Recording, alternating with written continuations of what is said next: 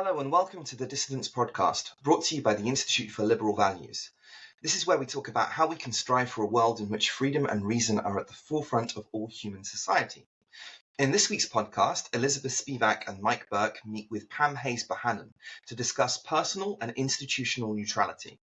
While many people think about freedom of speech in the abstract, we discuss how it is a day-to-day professional concern for librarians. Hello, and welcome to a liberal conversation of the Dissonance podcast. I'm Elizabeth, and we have Mike, the other regular co-host of the Dissonance podcast. And today we're going to talk with Pam Hayes-Bohanan, who is a senior librarian at the same university where I work, Bridgewater State. And Pam and I wrote a blog together for the Heterodox Academy blog about the American Library Association ethics codes and utopianism and neutrality. And so I wanted Pam to come and, continue the conversation. So Pam, would you tell us just a little bit more about yourself and your profession? Yes, thank you. So as Elizabeth said, I'm a librarian at Bridgewater State University, where I've been working since 1997. Prior to that, I was a public librarian in McAllen, Texas. My special particular interests are in censorship and book banning.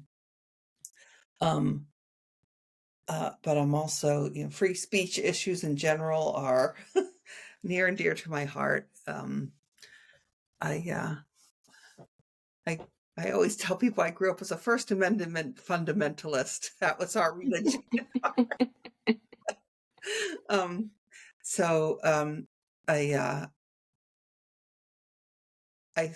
got the idea for the blog post when I saw that the American Library Association had updated their code of ethics, and it seemed to the newest, the ninth principle, I would say, seemed to contradict some of the previous ones. So Elizabeth and I kind of questioned that. It's there aren't any easy answers, but they're all conversations worth having. Yeah, and I think that I also think it's relevant to what's going on at universities, with the resignation of a couple of, high-profile university presidents, and this concern about or talk about whether institutions should be neutral and what does it mean. I think that people imagine neutrality as sort of the ideal.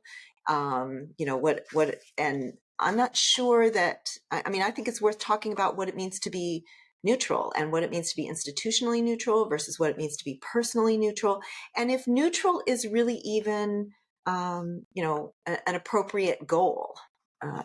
It's a good question, and I think a lot about the neutrality, because that was the word that suddenly people started using in October. At least campuses started using. Oh no, we need to be neutral on this issue of Israel and Palestine. Except, like, up until then, we weren't supposed to be neutral about diversity, equity, and inclusion.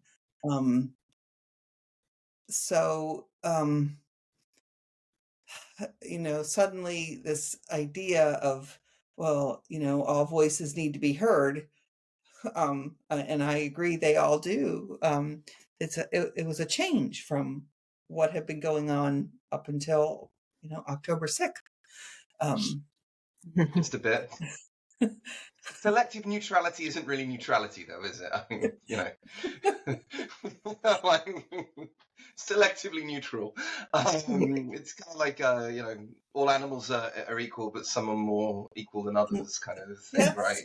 I do. Animal Farm. It's interesting because I went to library school in the early 90s, so I got my degree over 30 years ago. I got my library science degree over 30 years ago.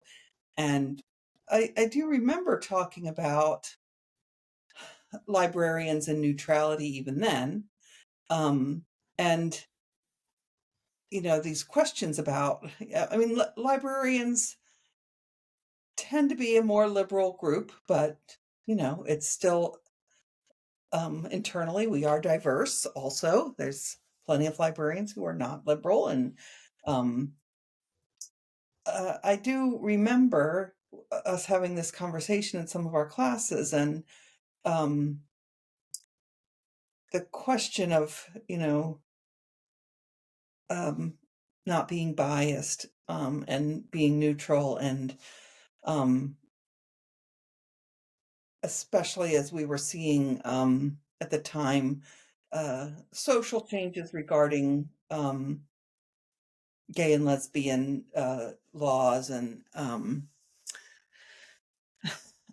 and so there was this, somebody said, well, should librarians take a stand on things like abortion and LGB? That's all we had then, LGBT rights. There's 3 letters then. And,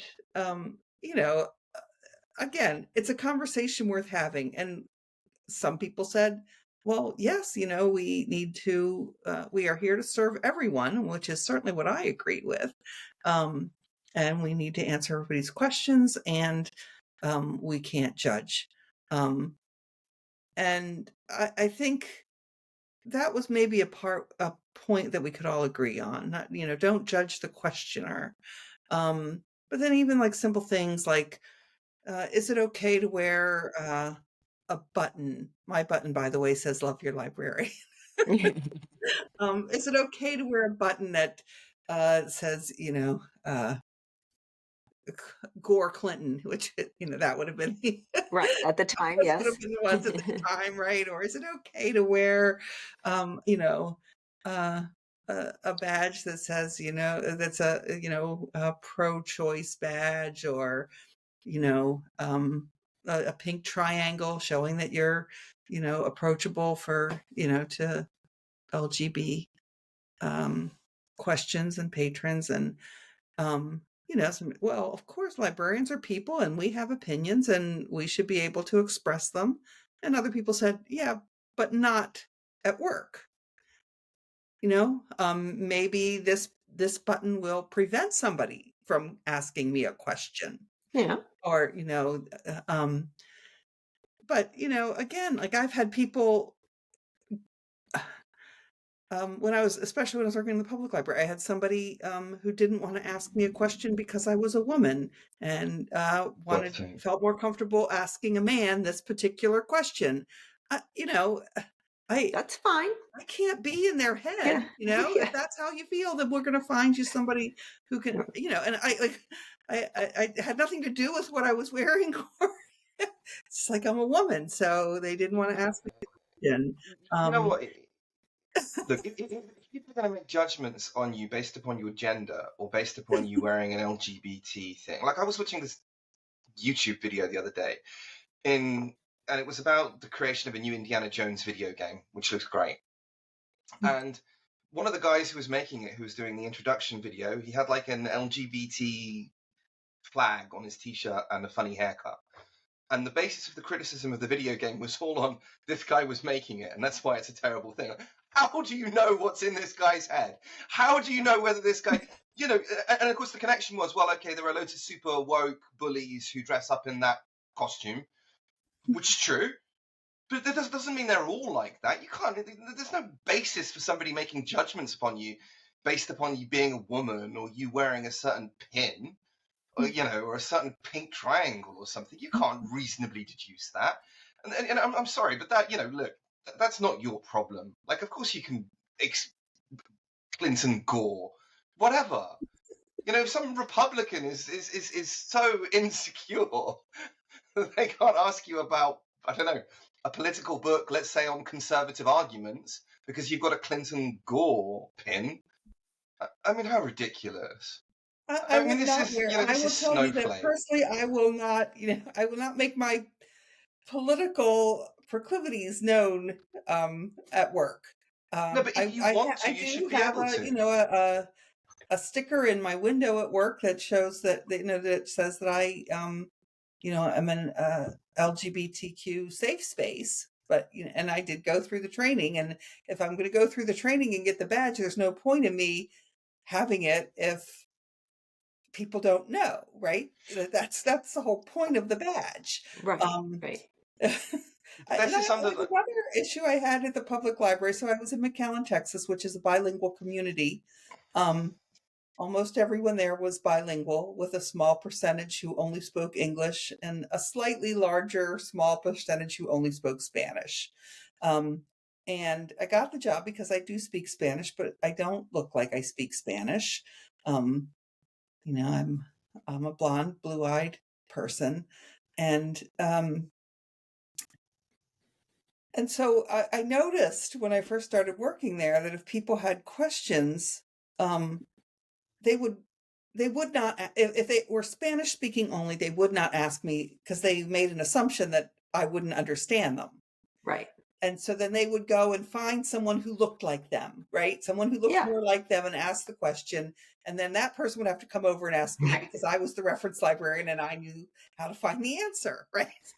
So, I mean, and then like, oh yeah, you don't need this person to translate. I'll just talk to you, and so they were glad that I spoke Spanish. But there was always, this happened a lot, that they would. I feel your pain. I finally, I had a badge made up. That said, "Sí, hablo español." So people wouldn't have to go through that process, right? Like, let's skip that step. Yeah.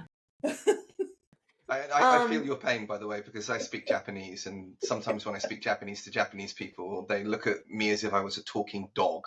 Is he really speaking Japanese, or are these just Japanese-sounding grunts?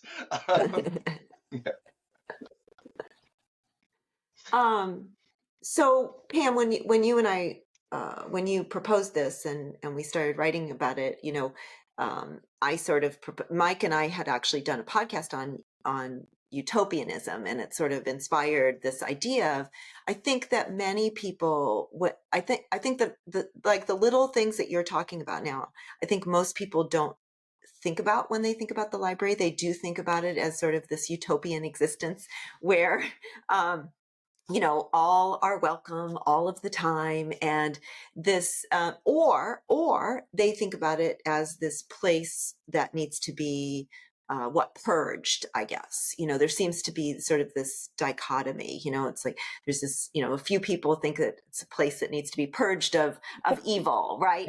Right. And then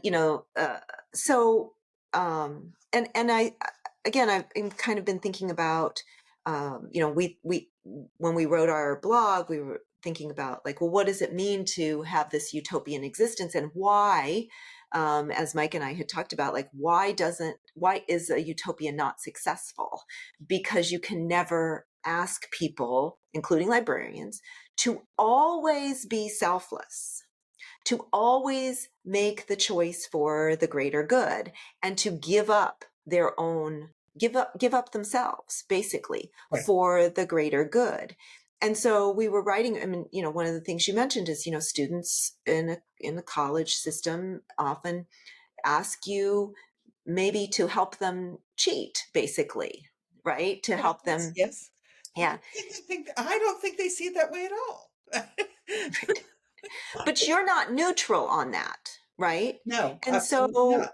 You can't, like, what is it? So, when I look up the dictionary.com definition of neutral, it says not aligned with or supporting any side or position in a controversy. Well, you can't be neutral on academic dishonesty. I can't be, right? I have academic integrity too. I am a member of the faculty, writ large, and we are not neutral on that. We're not neutral on academic. You can't be neutral on whether or not you think America should be turned into an Islamic theocracy.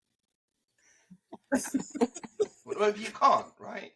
No, but it sounds like a joke, but I'm serious, right? Because this when you really start to think about it, this notion of neutrality in the sense that it's framed. You can be neutral in a liberal sense, right? So you believe that there is a reasonable range of opinions that can be discussed, let's say on taxation, on reproductive rights, on whether or not there are two genders, or if it's more complicated than that, and so on and so forth. And you can be neutral in terms of, okay, I have my position, but I agree that there needs to be a dialogue on this, right?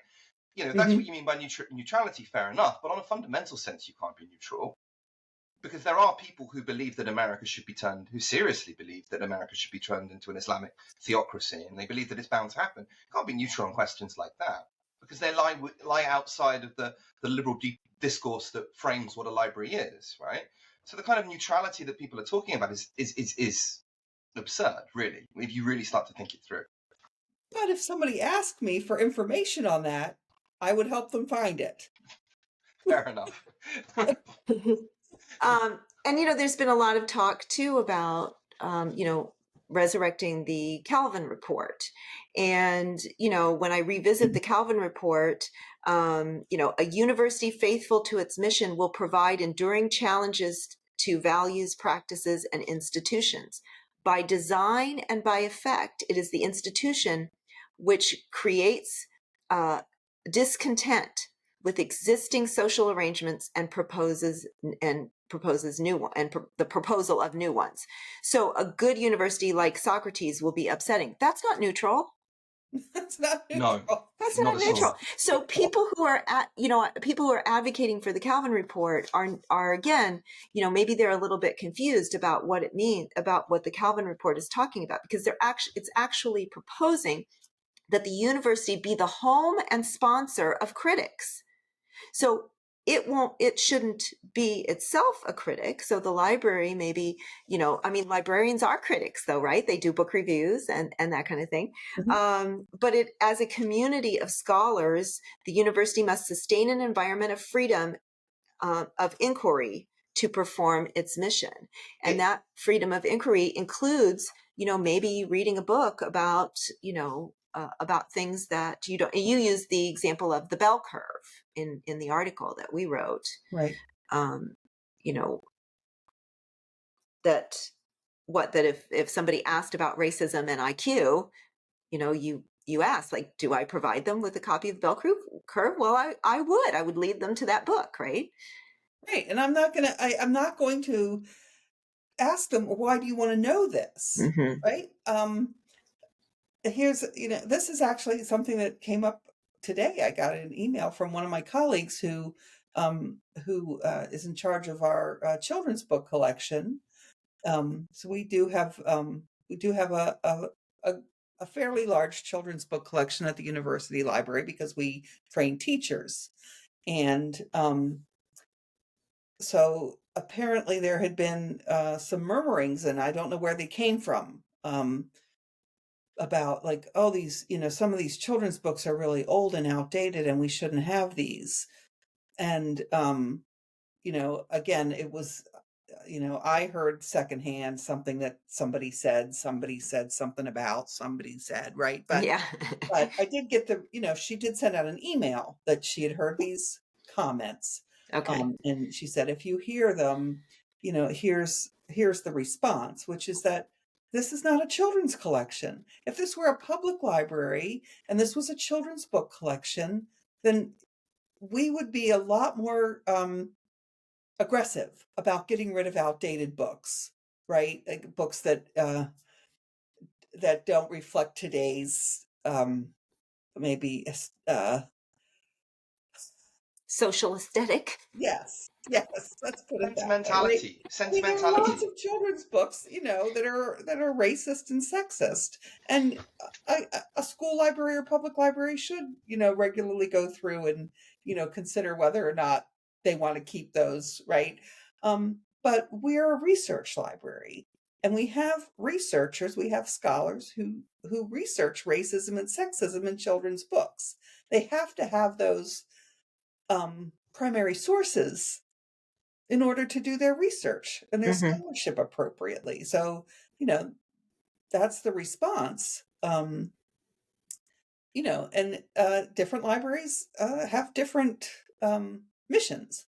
Well, and that kind of gets into, like one of the things that Mike wanted to talk about, but I also want you to mention, because I think it's always important. I know you've said this before, but in a lead up to what Mike wants to talk about with regard to sentimentality and reason, could you remind people who are listening how it is that, so you mentioned it, how your library decides what books to keep in terms of children's books, right?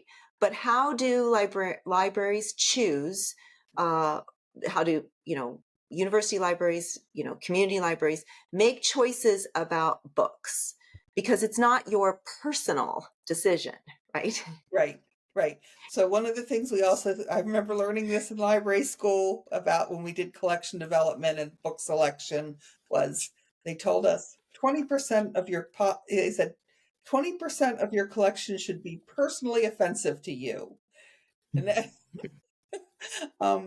and there's lots of ways. It is hard to, think about like putting money in the pocket of an author who makes me sick. Right.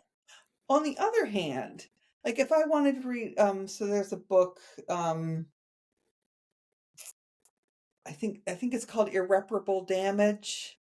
Abigail Schreier, isn't it?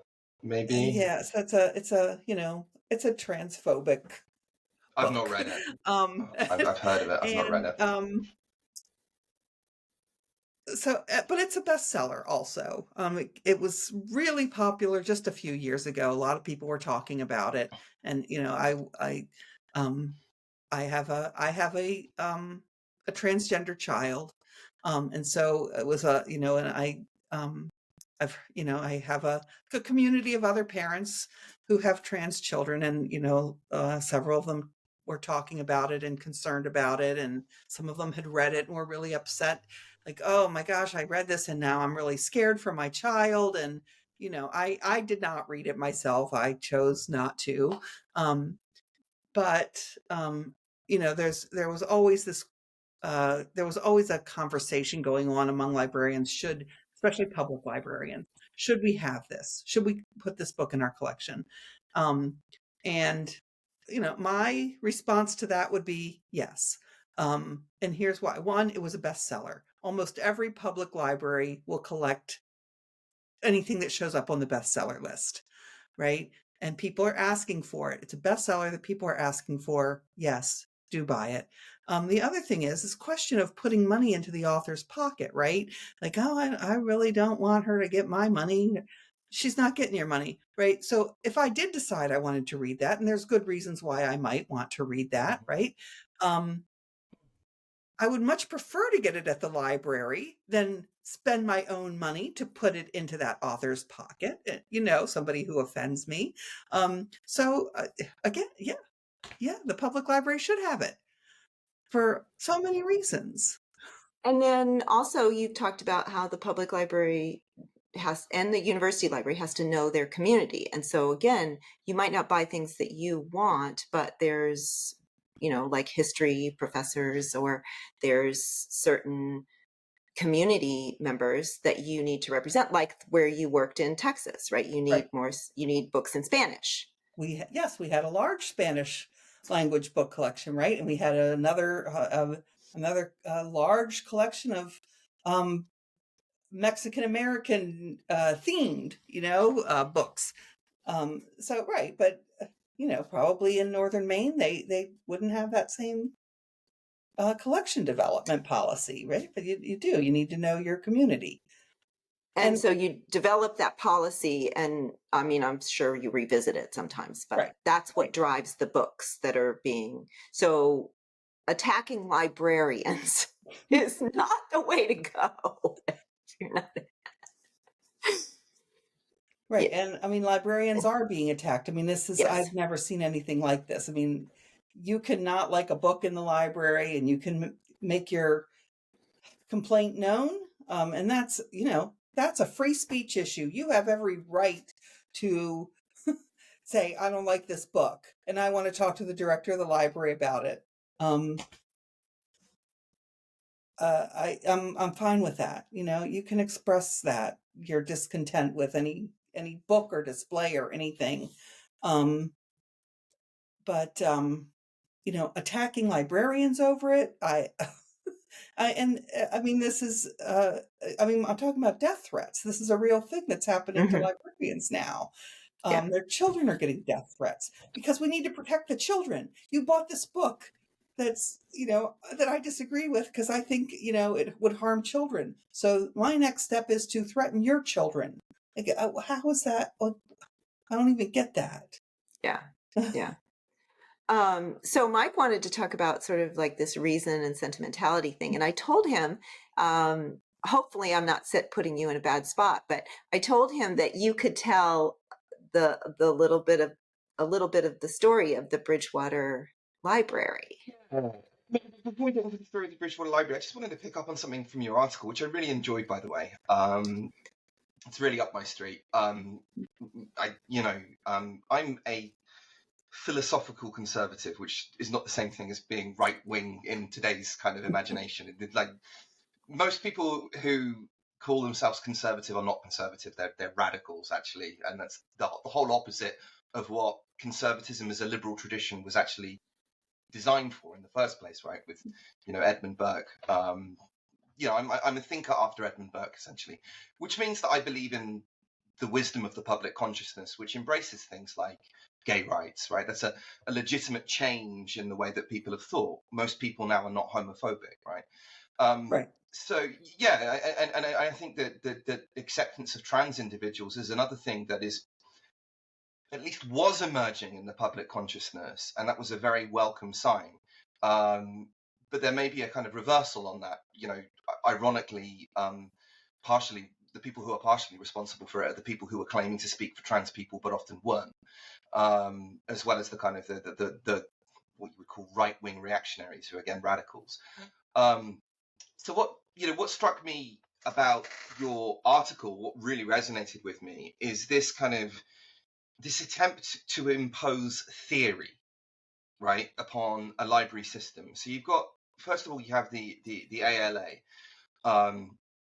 which strike me as a largely ALA is benign American Library Association. American Library. If you haven't read the article, sorry, yeah, the American Library Association, which 20 years ago, they probably would have been a bunch of people who I largely would have agreed with on most things, probably liberal in the sense that I'm liberal. Now they're probably mostly the same people, but they've probably been bullied by, critical social justice advocates into becoming much more radical, and trying to reconcile that kind of radicalism with the liberalism that is more true to them, which is something you can't do, right? You create you create incoherency there, and you kind of like pointed that out in your article. But even before that, there's incoherency. I might add that you talk about the United Nations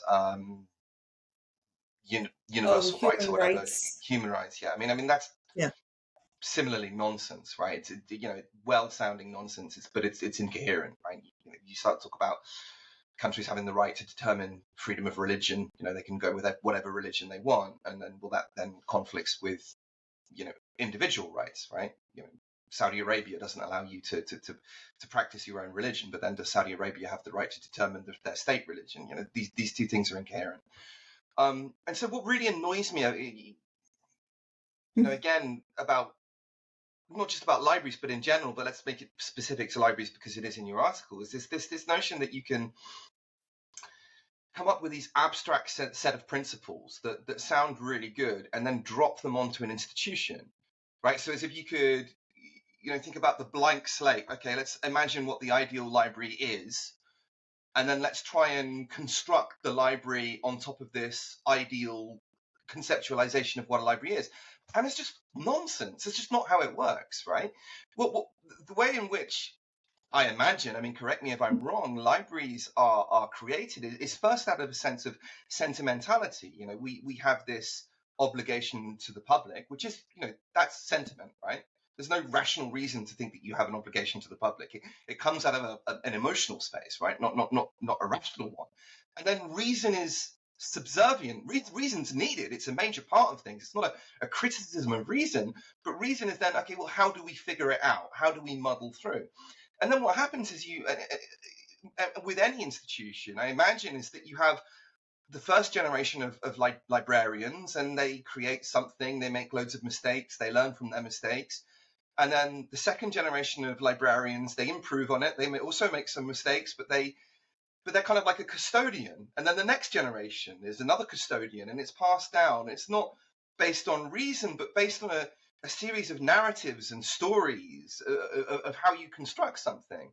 And it just strikes me as incredibly arrogant to think that you can just understand all of these various processes that created a public library, and just start from this blank slate and then drop down these values upon these institutions that are not like that. They're more like living, breathing things. Did you see what I mean? That's an interesting point. So the very first day of library school, they teach us the 5 laws of Ranganathan. Ranganathan was a early 20th century librarian, and one of his 5 laws is libraries are living. Right. So we have to change. The libraries that we work in now, Ranganathan would never, not only wouldn't he recognize them, he wouldn't have any clue how to use them. Right? If he time traveled now, it's almost 100 years later, right? Like, what's a computer? What, Right. what are you doing? How are you looking this up? Like, he wouldn't have this first idea. I mean, he wouldn't have the first idea, but he would say, well, I said it, libraries are living entities.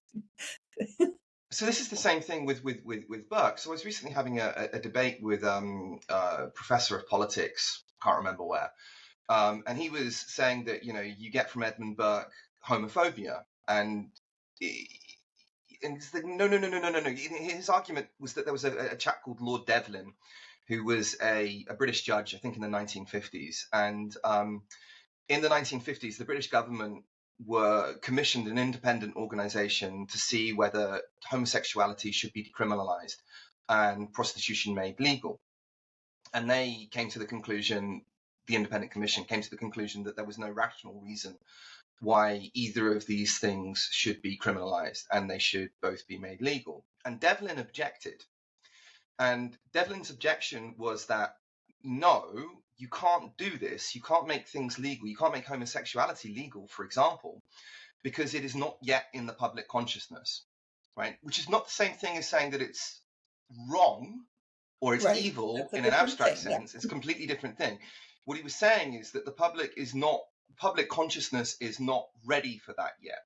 So, that observation is completely compatible with saying, for example, I believe morally that it should be legal, but that it can't be legal, right? Because in a sense, to make something legal that is outside of the public consciousness, you would need to bring absolute awful pressure, probably including violence.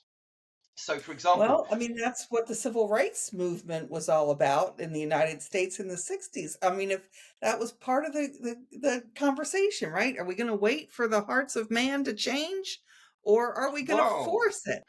Well, you could say that they did change the hearts of men. Right, but it violence, wouldn't have been possible. But it wouldn't have been possible. Violence not from the state, though. Right? The state did not. I think it depends on who you believe. No. The state did not instigate violence in order to bring about a change, right? It wasn't like Napoleon, for example, or the French Revolution. So the French Revolution was all about, okay, we want to bring about these changes. You can make a good idea for these changes to happen, but the public consciousness hasn't caught up with it yet. So let's put all kinds of political pressure, including violence, in order to force these changes upon the public. Right. An example would be, I could argue, you can make a very good argument from a moral point of view that meat eating should be made illegal. How are you going to bring that about? You can make another very good argument, for example, one that I would agree with, and one that is true for the context within which I live and the context within which I was born. It's true and it works in both cases. Firearms should the ownership of firearms be massively restricted in the United States like it is, for example, in Japan or the UK? I would say, from an abstract point of view, I would say yes. That would be something that I would agree with. However, from the point of view of the state, if the state decides that that's a good thing to do, what would I need to achieve that? And you'd probably be looking at an armed insurrection in parts of America if I tried to bring that about. And the consequences would be so awful. Yes, that is true. The kind of political change isn't worth it, right? Because the consequences would be even worse than the change. So in order to bring that change about, you need to change the public consciousness, right? The only alternative is a bloodbath. I want to bring bring us down to a little bit of like basic psychology here. Sure. So there's more than one theory, but I'm just going to talk about one because I happen to be teaching a course in the psychology of language. And so that's top of mind right now. But it would be true of potentially of emotion. There's theories about emotion, but let's just talk about language. There's a whole theory of language that suggests that there is no way for us to truly learn a word or understand the meaning of a word until we have experienced the, whether it's the object or the emotion or the concept, that the construct must be experienced first before we can learn the language for it. And I think, and that's a very, this is very basic, like we're talking about like developmental psychology, youngsters all the way up through. And that includes the language of, say, whether we're talking about anti-racism, whether we're talking about guns, whether we're talking about, political things or not, we have to understand, whether we're talking about just relationships with other people. We have to have those training wheels relationships in order to understand what, figure out who we might want to spend, the rest of our lives with. Potentially. And so these are the kinds of things you're talking about. Like, it's not just about the consciousness of society, right? And catching the people, whoever those are, catching up. It's also us as individuals learning the concepts, learning the constructs before we can accept or truly learn some of the language. I mean, so I think it's part of our psychology. It isn't just part of our socio-political environment. Absolutely. I mean, you try and think about yourself moving to another country. Like, how difficult is it to adjust? Because you're just not. Some countries would be easier than others. Moving to the United States, for me, would present difficulties. But it's a similar kind of society to England, so not so much. Moving to Saudi Arabia. I would literally be a fish out of water because I haven't experienced the kind of things that would lead to those learning developments, many of which would be implicit and not explicit, that would enable me to function and have a good life there. Doesn't mean that it's not possible for humans to function and have a good life there. Go ahead. Yeah. Go ahead, because I was going to link it back to, so Pam, Yes. Really the sentimentality of the library, because I'm pretty sure that this is like people physically moved the books, right? Like, this is a very sentimental story. I'm sure there's all kinds of stories about how the library was formed that you got from your predecessor, and maybe you even have stories that your predecessor has from their predecessor, and this kind of human continuity that makes the living thing that is the library. I'm not. I guess I'm missing. What is it that you want me to comment on?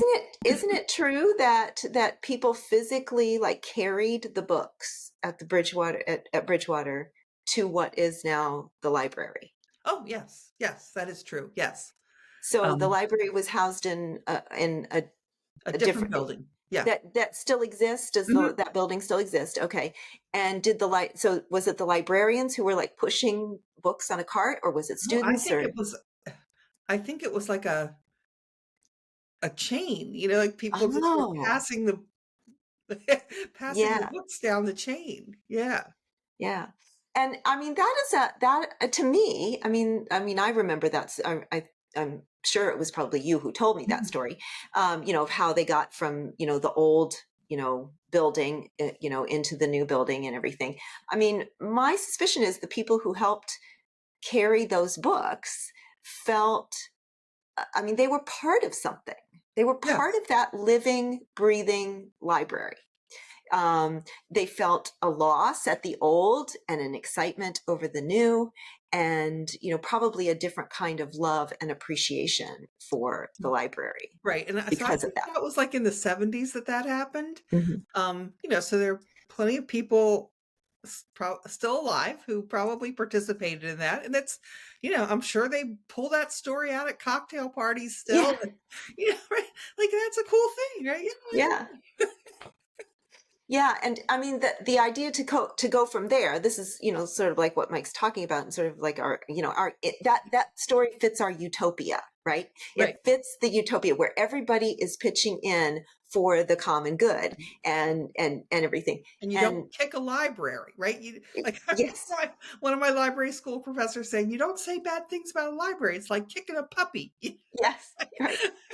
So, and then, but that sort of then, it does conflict with some of this reason, some of these, it's like these principles and the conflict of the principles that are written for good reason, but then which cause, great consternation and uncertainty. And we wrote about that in the blog. It's like, well, should I follow this one or should I follow this one? Because they are in disagreement. And specifically the one about DEI was one of the ones that's most in conflict, but we found, there were plenty of others. Right.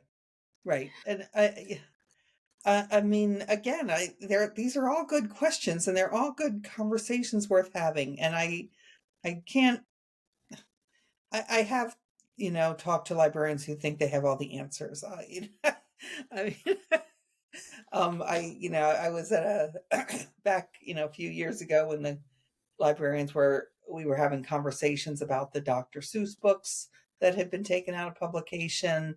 And that was going on at the same time that all the conversations about the irreparable damage book was, and one librarian at a conference I was at, she clearly had all the answers. Her answer for this was aggressive weeding, and weeding to librarians means deselection, right? So we take books out of the library all the time. We remove books from the library for lots of reasons. Medical books that have outdated information. Again, maybe, a research library or medical school might need that, right? Yeah. But a public library, no, we don't want bad information, right? Like, there's lots of books, or an updated edition of an encyclopedia or something, right? We take the old one and we put the new one out, right? You've only got so much space, right? What? You've only got so much space. We've only got so much space, right? Yeah. So, we call it weeding, colloquially. Librarians call it weeding. We have a garden and we have to weed it so it can grow, right? And, so her response to all of this was aggressive weeding. She said, put those Dr. Seuss books. She included Harry Potter because, J.K. Rowling is problematic. She included irreparable damage. She said, you put those on a list for aggressive weeding. And, once the number of circulating times in a year goes down below 5, then they just go. No, people aren't interested anymore, and they just need to be out of there. And, I don't know. It's like, well, that's a pretty simplistic answer, I think. These are the most dangerous people of all, really. The people who think they have all of the answers, who don't have any sense of doubt. These are the most dangerous people. Some of them are quite intelligent and quite knowledgeable and maybe have degrees from prestigious universities and so on and so forth. But in effect, they might as well be stupid because they don't question them. Well, no, they might. In fact, they're more dangerous than stupid people. Because stupid people generally know that they're not particularly bright and so will be a bit more cautious. Whereas, highly intelligent people, I guess she's highly intelligent, people like her with degrees from prestigious universities tend to be narcissistic with regards to their intelligence, to fall in love with themselves, believe that they have all of the answers, have no doubt whatsoever, and then proceed to get things wrong. I would argue that the change in libraries should be more of a case of muddling through. I'm Well, not that's what I was going to 100% say. confident in what you're Yeah, I clearly mean, I saying. agree. Like, Maybe I got that one wrong. we can talk about the ethics of any field. I mean, when I interviewed when Elizabeth Weiss was on our podcast, so and she's the anthropologist whose entire research program I literally burned. Okay, like deleted off the computer, burned her X-rays, burned all that kind of stuff.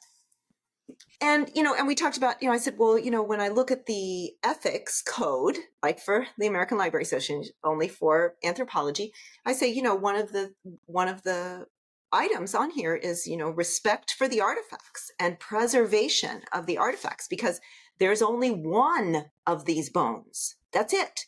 This is all we have to honor this person. This is all that's left, right? And so you respect the artifact, you preserve the artifact, and you honor our predecessors, with this artifact. And I said, how do you reconcile the deletion and of data, the cancellation of not just the cancellation of her, but the deletion of data, the repatriation of bones by reburying them, the burning of X-rays and stuff, with these American anthropological ethics codes. And she's like, I can't. And I think that so here I am leaning into the ethical codes of anthropology, which is not even my field. And, so we had a little bit of this same conversation, which is, like, do we as practitioners, so as librarians in Pam's case, do our best to follow the ethical codes in their spirit, as opposed to the letter, right? And the spirit of those anthropological, codes would say that we don't destroy data. We don't destroy the only artifact that we have, even if gendering that artifact, gendering that bone, is in conflict with a different one of our, so you have to weigh those. And that's one of the things, Pam, that, inspired you to write this, right? Was this constant conflict. And that's what Mike's talking about, the built-in hypocrisy that you have to deal with every day. Right. And I might on Monday make one decision, and on Tuesday, faced with the same decision, make the other one. I for a variety of reasons. It might matter who asked the question. I might make my determination based on who is the questioner. I might make my determination just because I slept on it, and thought, oh, no, if that comes up again, I'm going to do it differently. Hang on, Pam. I might make my determination just because, the wind is blowing a different way. Pam, are you admitting that you're a human being that has biases and occasionally makes mistakes that they go on to regret? Really? I gleefully admit that. Yeah, and I think that's, I mean, to go back to where we started, Mike said, like, that's sort of what it means to be a liberal thinker, right? Is to give yourself and others room to change your mind and to reflect on things and, consider the other options that, maybe weren't chosen before. And again, to sort of like go back to the Calvin report, a university is a community, but only for the limited but great purposes of teaching and research. So it's not a club or a trade association or a lobby, and neither is a library, right? It's not a club, it's not a trade association, it's not a lobby. So you're not taking collective action, as a librarian or as a library. And I think that too many people now are, confusing the libraries with some kind of lobby. Yes. Yeah, right. as if it's taking collective action. And then like I said, the rest of us are like, hanging out in the library because we think it's a utopian existence. It's not. No. If only, yes. Well, I mean, that's, again, I think that those of us who care about academic freedom, those who care about freedom of speech, it's not easy. It's not easy. My final point on this utopian thing, if only, like, not if only, like, what happens when people try to make utopias? Like, invariably, what happens? They all fail. They always fail. They don't just fail. they don't. No, my time for my if only. If only they just failed, right? If only, like, absolute mayhem ensues. Like absolute mayhem that you know, if not just outright destroys the institution, then does irreparable harm. What is happening? So at the moment, right across academia, for example, we have these utopians who, like that person in the conference, who thought they had all the answers and was arguing for aggressive weeding, because they're arguing for aggressive weeding too. They think they have all the answers. And the damage that is being done to universities, and in particular the public perception of universities, is massive. It might be that, for example, at Harvard, because of the prestige that they still maintain, might get through this. But smaller liberal arts colleges, perhaps like your own, I would say that there's a big question mark whether or not the damage that has been done to those kinds of institutions can ever be recovered from. Whether or not, for example, many small liberal arts colleges and the libraries that are attached to them, have the equivalent of terminal cancer. They're living on, but they're done for. There have been several universities, small liberal arts universities and colleges in New England that have closed in recent years. Certainly, I'm not aware of any college or university libraries closing without having the whole university close. Didn't Southern New Hampshire? Yes. Yes. Yeah, they closed. That's right. I forgot. Yeah. It's primarily, well, they make all their money from their online. They do have in-person courses, and they do have some dormitories and all that kind of stuff. So it isn't. I shouldn't say it's. I mean, I think the majority of their students are online. They didn't start out that way. That was not their origin, but they got onto the the online thing early on, way long before pandemic. And so they actually, I'm pretty sure, I don't know if they've actually closed it yet, but they certainly have, well, they consolidated, like 5 different universities consolidated into one library or something. I can't, right. Yeah, I forgot about that. I mean, I'd have to. It's expensive, right? Yeah, and so, and you can get most things online. I mean, I think there's a library system, but it's like a few people working from home kind of. Right. Something like that. There's Yeah, no I think you're right. physical space. And, speaking of the online thing, so just yesterday I was at the gym, and I said something about, I can't remember why we were talking about something like this, something about censorship. And he said, well, I don't understand what the big deal is, because anybody can get anything online, even on their phone. So Pam, you should speak to this. Why is it a big deal that libraries would actually have things? Okay, so one is, not everything is available freely on your phone. That's just not true. You can get I mean, this is like that it's like almost like the opposite is true. Like all these people who are concerned about like a kid's book that has a naked little boy or something in it as an illustration, who think that's porn, and want to shut the whole library down over it because Maurice Sendak drew a picture of a penis. When like, this is what you're worried about, because you can get porn, like real porn, freely online. Anybody can. So, it's almost just silly, I think that's the but like, primary function of the internet, actually. I think there's actually research that shows that the primary function of the um, internet is actually porn. but I'm not joking. I think that's actually the case. Yeah. you might have, let's say an adolescent who is questioning their gender identity or their sexuality, right?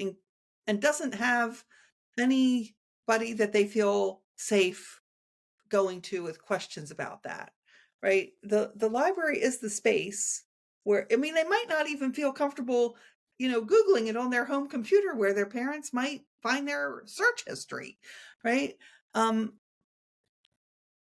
And also they might get really bad information. Google something, you're going to get all kinds of information. Some of it's good, some of it's bad.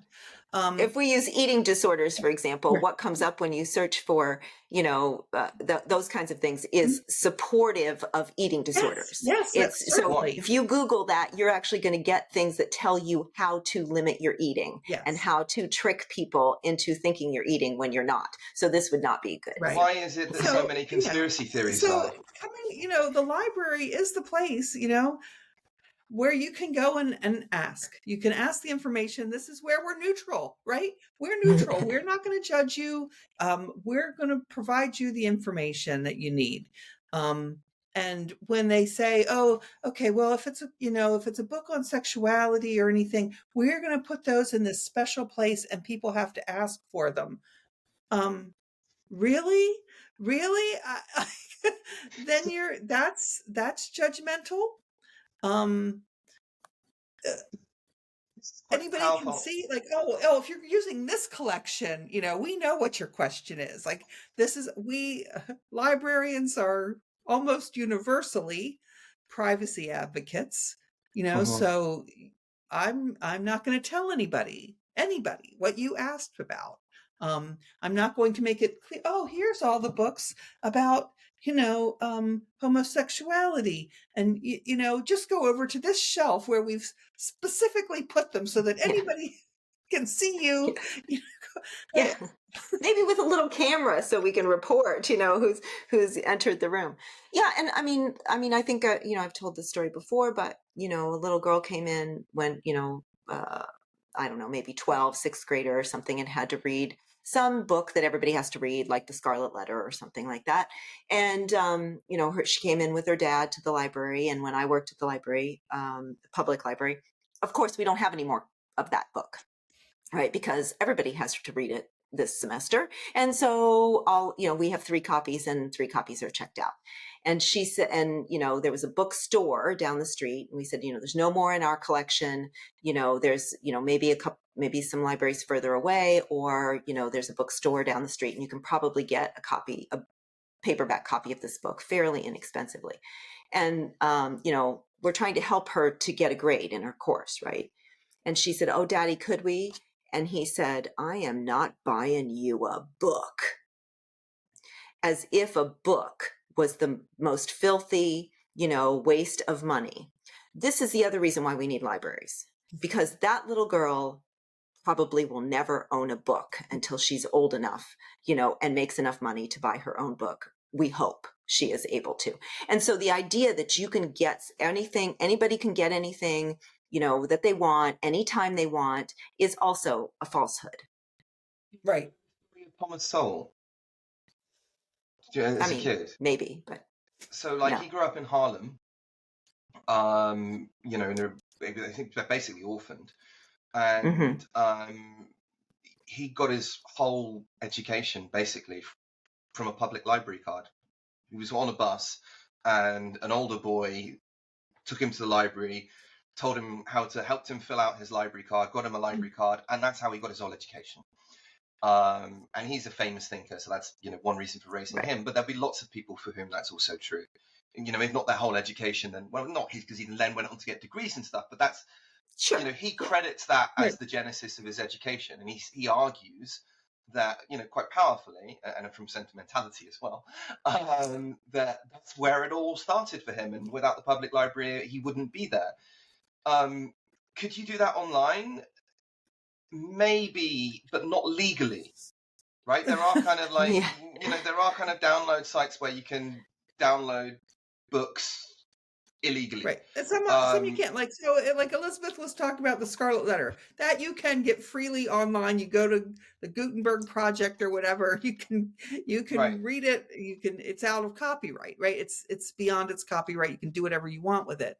But yeah, there's lots of books that it's illegal. But there's There's value in holding a book, but I wouldn't, because that's not ethical. Well, I agree that no, but there's something more important than that. So I agree that there is also value, tremendous value in holding a book, and tremendous value in the tradition and the experience and the things that we can't easily articulate about a library.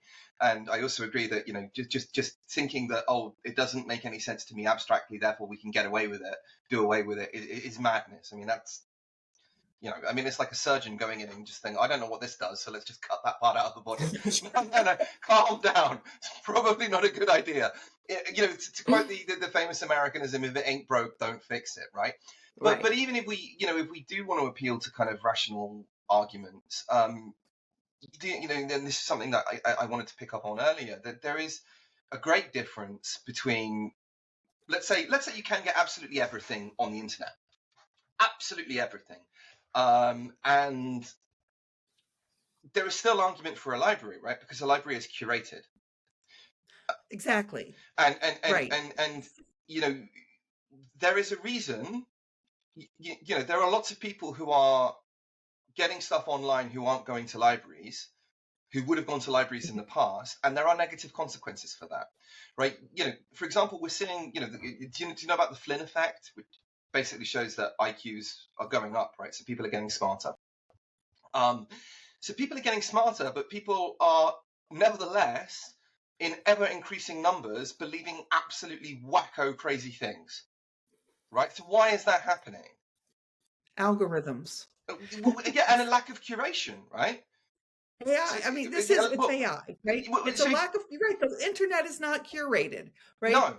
Interestingly, though, here's something that's true is that, like, so your device knows you, right? If you search on your own computer, like Elizabeth used the example of the eating disorders, right? So if somebody there is it's a whole community. It's called anorexia. Ana meaning short for anorexia, and there's a whole community. And if you are part of that community and your device knows what you're typically looking for, that's what's going to rise to the top, right? You Google something, you're going to get different results than I will. So this is interesting.